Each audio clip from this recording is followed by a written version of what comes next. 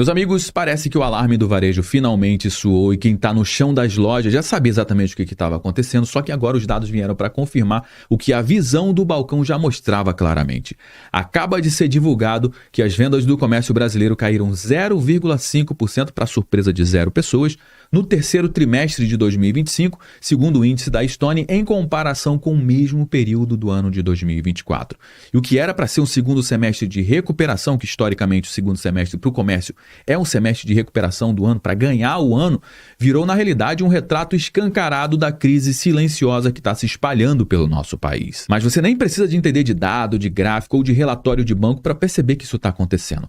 Basta dar uma voltinha na sua cidade ou no seu bairro e aquela sensação de comércio aquecido que historicamente sempre teve nessa época do ano, a gente percebe que simplesmente não está acontecendo. Ou seja, a economia está dando sinais claros de que a engrenagem que move o consumo simplesmente travou de vez. Eu já trouxe alguns dados aqui sobre a inadimplência das famílias, já trouxe também dados sobre a queda da atividade industrial e agora a queda no consumo. E a prova mais clara disso, meus amigos, veio justamente agora com o Dia das Crianças, uma das datas mais importantes para o varejo brasileiro, que sempre funcionou como se fosse um respiro no meio do segundo semestre. Quem é comerciante sabe que historicamente essa época do ano é uma época muito importante, onde a loja faz caixa, onde a loja limpa estoque, paga a conta, segura o funcionário, só que esse ano foi completamente diferente.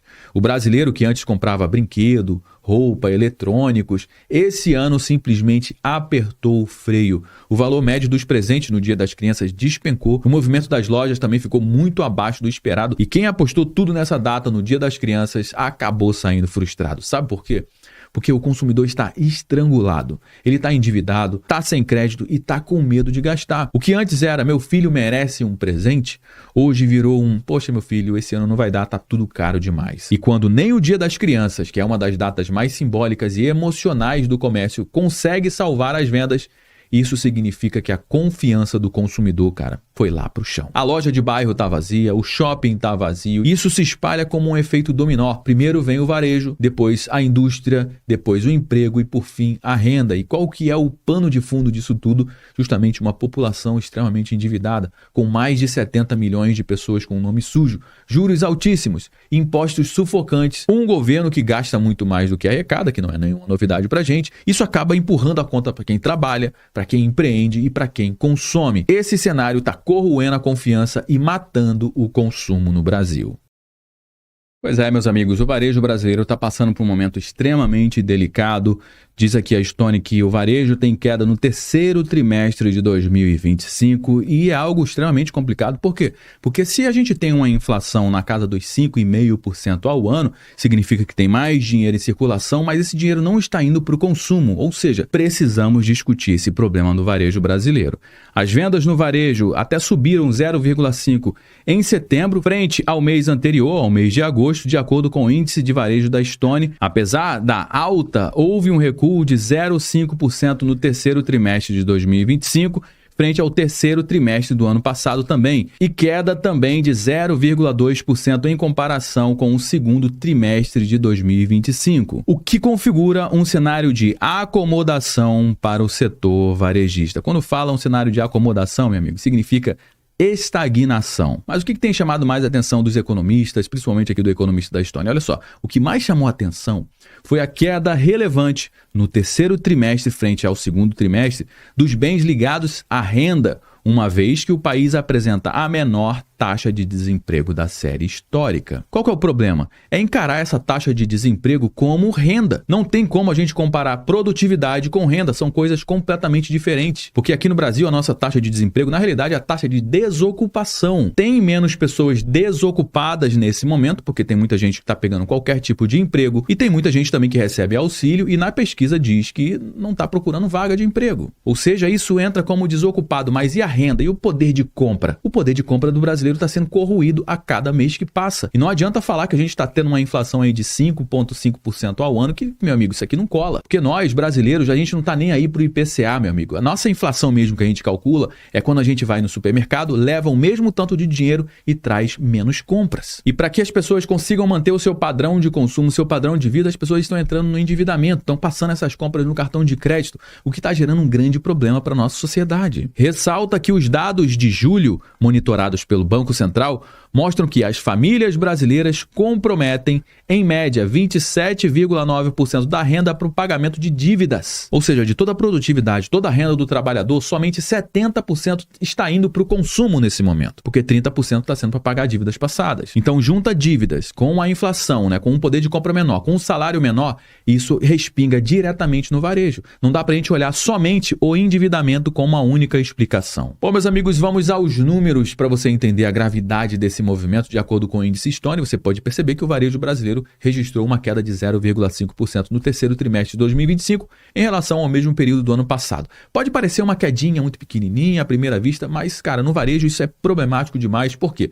Primeiramente porque o varejo ele tem uma lucratividade muito baixa e qualquer mudança na linha do faturamento acaba fazendo um estrago na linha da lucratividade. E o maior problema disso tudo é que o varejo ele não está crescendo nada há meses. É queda em cima de queda e quando a base já está ficando fraca, qualquer retração adicional acaba aprofundando a crise. Para você ter uma ideia, no acumulado do primeiro semestre de 2025, o varejo brasileiro já amargou uma queda de 0,5% em relação ao segundo semestre do ano de 2024. Ou seja, isso aqui não é um ponto isolado no gráfico, é uma curva de enfraquecimento contínuo mês após mês, mostrando que o setor está perdendo força de uma forma estrutural. E se o varejo brasileiro não consegue nem bater a inflação, crescer aqui ao ponto da inflação, significa que esse buraco é ainda maior. O problema é que o setor esperava que o segundo semestre fosse o momento de respirar, puxado pelas datas comemorativas, pelo 13º que já caiu na conta de muita gente e pelo aumento natural do consumo nesse período. Só que, cara, não foi isso que aconteceu. Na realidade, aconteceu exatamente o contrário. Outubro, que costumava marcar o início de um ciclo de recuperação,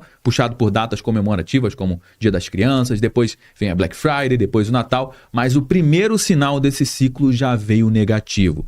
Segundo a FGV, os gastos médios com presente no Dia das Crianças caíram em 2025, ficando em torno de R$ 63,93, abaixo do registrado no ano passado. Isso significa que, mesmo em uma das datas mais fortes do varejo, o brasileiro apertou o freio do consumo. É um sinal claro de que as famílias elas já estão no limite. O lojista, que depende desse respiro anual, já está vendo a conta não fechar. E quem apostou em estoque, fez campanha e contratou temporário, agora está com a loja vazia e com prejuízo no caixa. Ou seja, o comércio está tentando vender para um cliente que não tem crédito, não tem confiança e está no limite do seu bolso. Bom, abrimos o último trimestre do ano de 2025 e a primeira data comemorativa é do Dia das Crianças. Ela funciona meio que como se fosse um termômetro de como é que pode ser a tendência, né, de como é que vai ser as vendas do final do ano e, cara, pelo que mostra a FGV, os números não são nada animadores. Olha essa matéria que acabou de sair aqui na CNN Money. Dia das Crianças. Gasto com presentes tem queda em 2025, mostra a FGV, a Fundação Getúlio Vargas. Cerca de 37% dos familiares pretendiam diminuir os gastos ao escolher presentes nesse ano, enquanto 54% decidiram gastar o mesmo do que o último ano. E tem muita gente que vai dizer, não, mas a economia tá bombando, tá todo mundo cheio do dinheiro, todo mundo trabalhando com emprego. Como é que isso pode estar acontecendo? Bom, vamos entender o que está acontecendo. Olha o que disse a Ana Carolina Gouveia, que é pesquisadora e economista da FGV IBRI. Ela diz que o resultado, ou seja, o resultado negativo, está relacionado ao consumo das famílias, que desacelerou nos últimos meses, além da queda da confiança do consumidor e o nível de endividamento da população. Abre aspas para Ana Carolina. A segunda queda do indicador de ímpeto de compras do Dia das Crianças está em linha com a desaceleração do nível da atividade e do consumo das famílias nos últimos meses. Ou seja, não é um problema pontual, é um problema que já está acontecendo há algum tempo, além da queda da confiança do consumidor em relação ao ano passado. Ou seja, as pessoas não estão confiantes em consumir, em criar novas dívidas. Essa matéria que saiu aqui na Agência Brasil trouxe as projeções do consumo no Dia das Crianças. Mostra que o Dia das Crianças é a terceira data mais importante para o comércio, ficando atrás apenas do Natal, com 72,8 bilhões em 2024,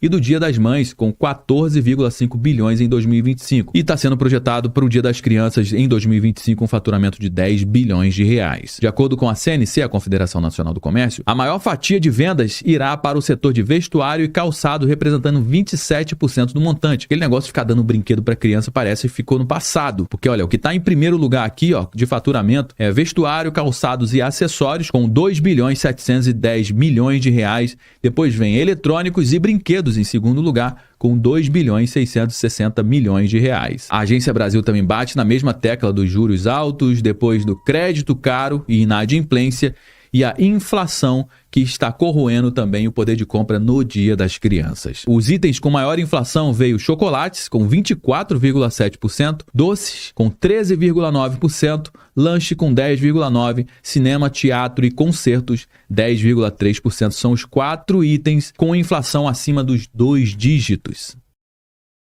Quando uma data emocional e historicamente forte como o Dia das Crianças não consegue salvar o varejo, quando os números mostram queda atrás de queda e quando o consumidor está endividado, sem crédito e com medo de gastar, isso não é mais um problema pontual. Isso é um alerta vermelho sobre a economia brasileira. Enquanto o governo vende a narrativa de que está tudo sob controle, está tudo verde e amarelo, o que a gente vê no chão das lojas é exatamente o oposto. É o comércio parado, é o estoque encalhado, são os empregos em riscos, as famílias no limite e a conta no vermelho. O varejo, ele é a ponta final de uma engrenagem econômica e quando ele trava junto à indústria, serviços, trava também a arrecadação e, no fim das contas, a renda do trabalhador. E o mais assustador é que tudo isso está acontecendo sem nenhuma grande crise internacional, sem nenhuma pandemia, sem nenhum colapso global, porque o problema está aqui dentro, na política econômica que suga o crédito, que asfixia o consumo e mata a confiança do brasileiro. É um colapso silencioso, porém profundo.